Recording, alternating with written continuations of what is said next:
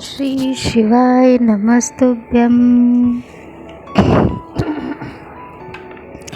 नमः शिवाय।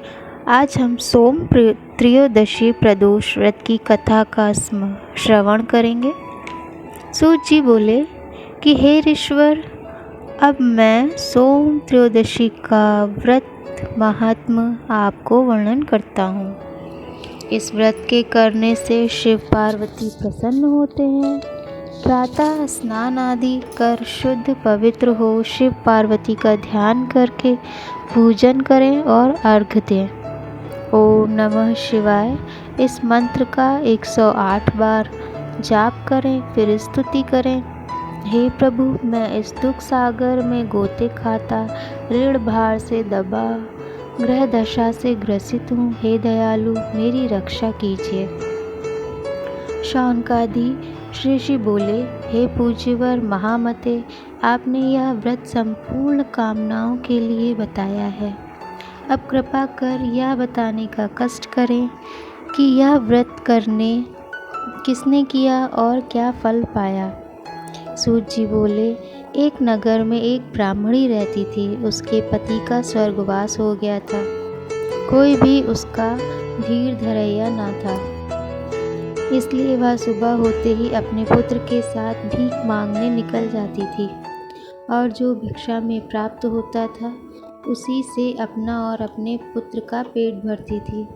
एक दिन ब्राह्मणी भीख मांगकर लौट रही थी तो उसे एक लड़का मिला। उसकी दशा बहुत खराब थी। ब्राह्मणी को उस पर दया आ गई। वह उसे अपने साथ अपने घर ले आई। वह लड़का विदर्भ का राजकुमार था।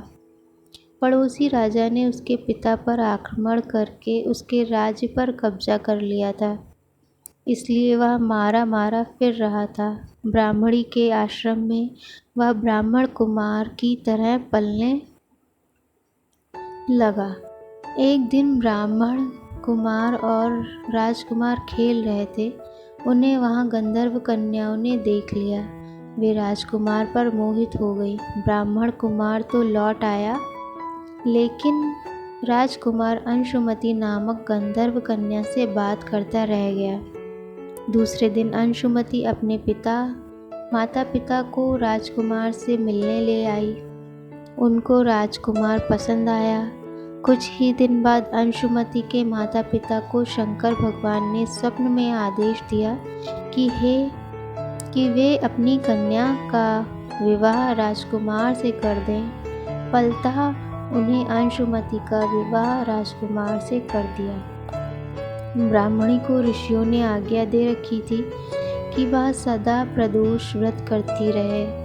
उसके व्रत के प्रभाव और गंधर्व राज की सेनाओं की सहायता से राजकुमार ने विदर्भ से शत्रुओं को मार भगाया और अपने पिता के राज्य को पुनः प्राप्त किया और वहां आनंद पूर्वक रहने लगा। राजकुमार ने ब्राह्मण को अपना प्रधानमंत्री बनाया।